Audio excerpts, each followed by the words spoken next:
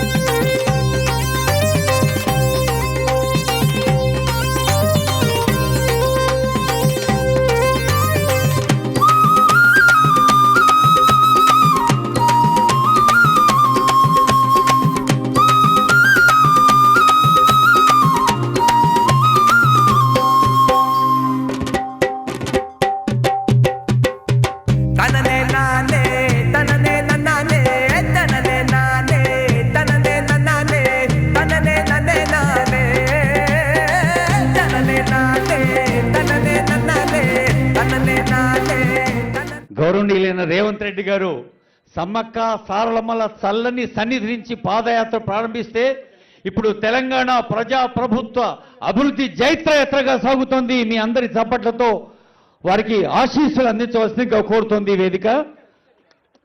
మీకు తెలుసు, ఒక బెండలపాడు ఆదివాసీ గ్రామంలో ఇందిరమ్మ ఇండ్లు, అదిగో ఇప్పుడు